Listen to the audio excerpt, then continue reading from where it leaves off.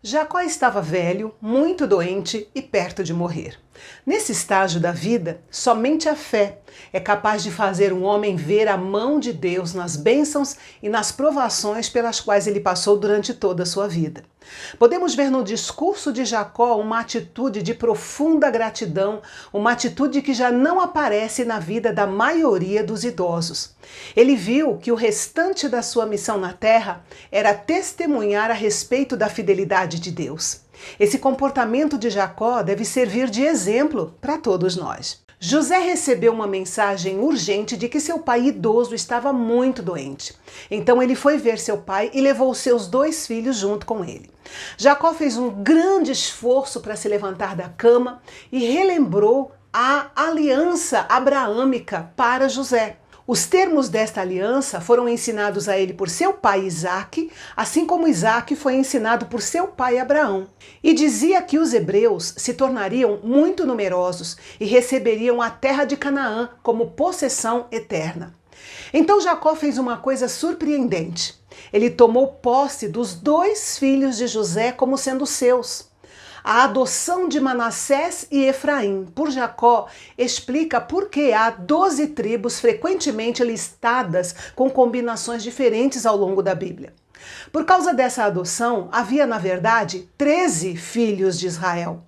Os 12 filhos que nasceram hebreus, sendo que José foi dividido em 2 tribos. Jacó tornou os filhos de José, que eram egípcios, em israelitas, iguais aos outros de seus muitos netos, e ainda os colocou no mesmo nível dos seus 12 filhos. Sendo assim, José seria representado como tribo de Israel por seus 2 filhos, a tribo de Efraim e a tribo de Manassés. Por isso nós não temos tribo de José. Quando Jacó foi abençoar os filhos de José, ele colocou a mão direita na cabeça de Efraim, que era o mais novo. A mão direita na Bíblia sempre dá a ideia de posição favorecida, porque de um modo geral, a mão direita é a mão da força, é a mão da habilidade. A mão direita está associada à força de Deus, ao seu favor, à sua ajuda. É por isso que Jesus é descrito como sentado à direita de Deus Pai. Quando José viu o pai colocando a mão direita na cabeça de Efraim e não na cabeça de Manassés, que era o mais velho, ele não gostou. Então ele pegou a mão do pai a fim de mudá-la da cabeça de Efraim para a cabeça de Manassés. Mas Jacó se recusou e disse que Efraim seria maior do que Manassés. Isso ia contra o costume e a expectativa normais, mas foi assim que Jacó os abençoou.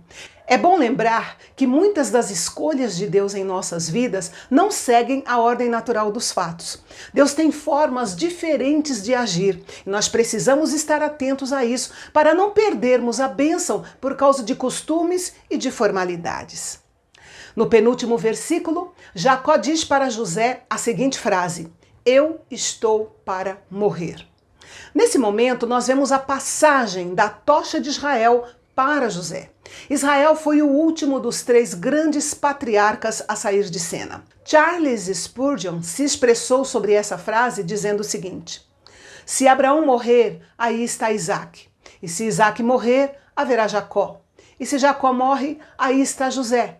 E se José morrer, Efraim e Manassés sobreviverão. Jamais faltará ao Senhor um campeão para erguer seu estandarte entre os filhos dos homens.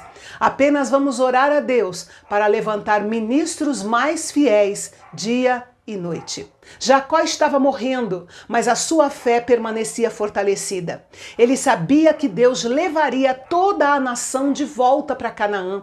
Jacó havia lutado pelo controle de uma certa parte de Canaã e transferiu para José e os seus descendentes essa terra.